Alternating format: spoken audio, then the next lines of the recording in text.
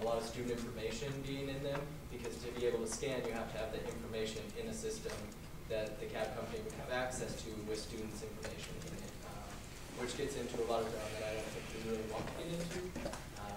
So basically, there's like a level of information that we're allowing the cab companies to get to just by allowing students to give their NUID number to the cab company. It would get a lot greater if we gave them a scanner. So. Yes, back there. What is the profit margin for the taxi company, and can ASUN negotiate a lower rate? The question is, what is the profit margin for the service that we use, and can ASUN negotiate a lower rate? We don't know the profit margin for the cab company.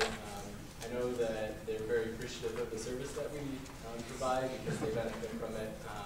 But they are regulated by the state, is that correct? City. By the city. Yeah, the public services. So their fees are actually set by the city, or like approved by the city. So we get a better deal than anybody else gets, to be frank. Cab services are just highly inefficient, and that's why this service is only offered as a last resort.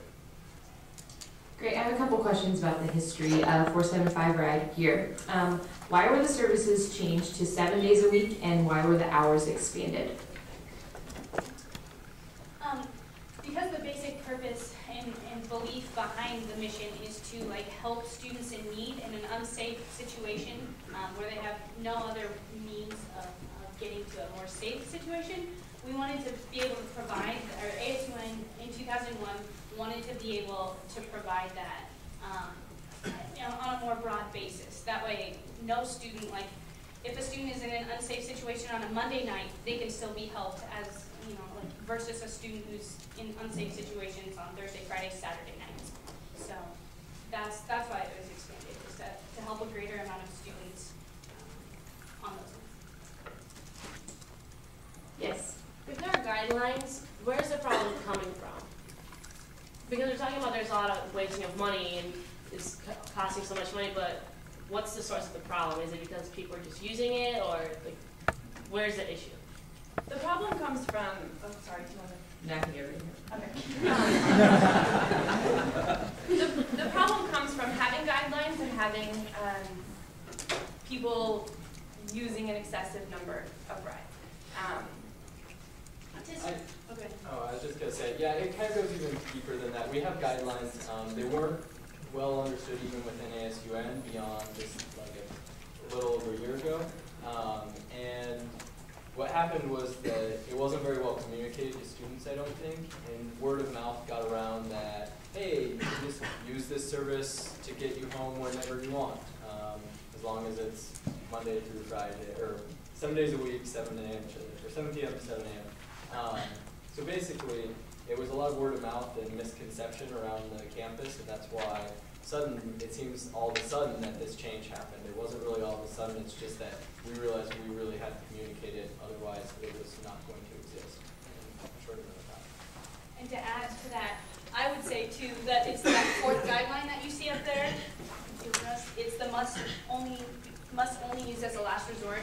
That's probably where a great amount of this understanding comes from. Our understanding of last resort and a lot of writers' understanding of last resort.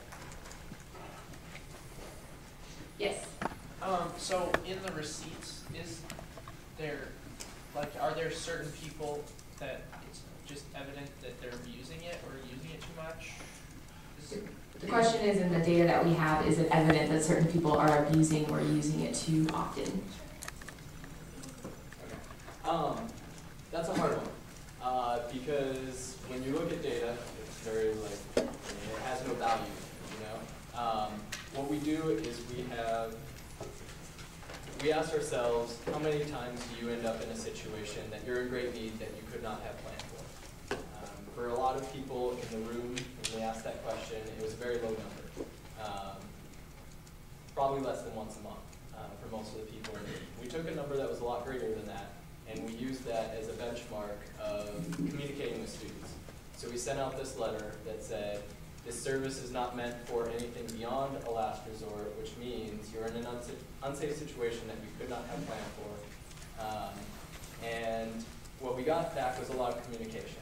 And we heard a lot of people saying that they were actually using it for other reasons and they didn't understand why that was abusing it.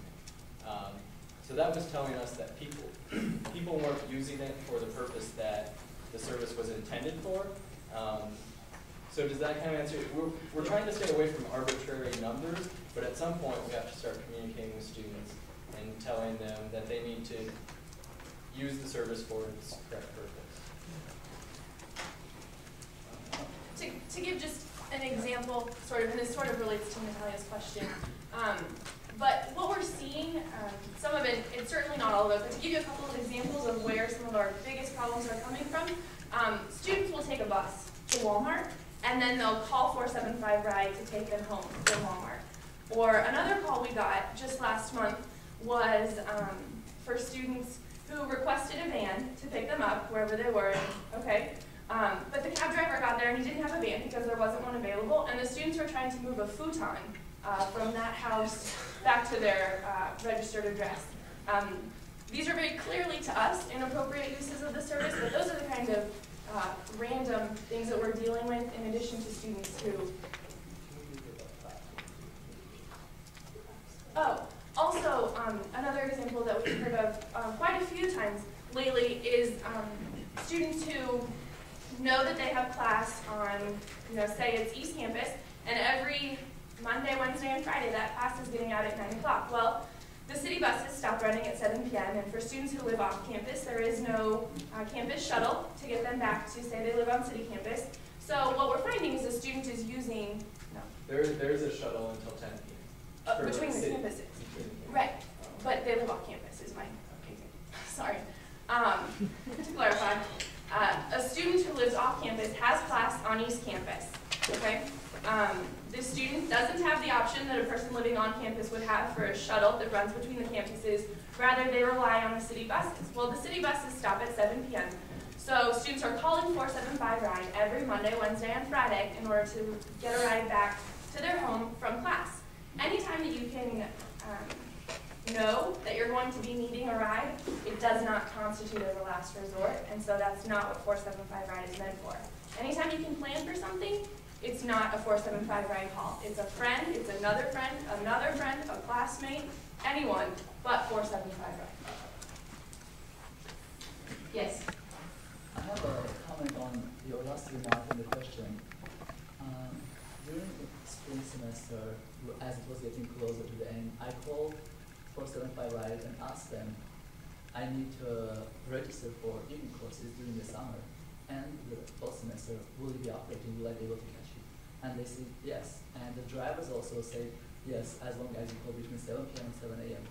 So I feel like the abuse wasn't necessarily on the students' part, but on the miscommunication from the dispatcher, because since it's profitable for them, they will of course encourage us to use it, and they confirmed it, and therefore I registered for evening courses. And also, when the question, and how did or do you announce the students, the newly admitted students, about the right and the guidelines?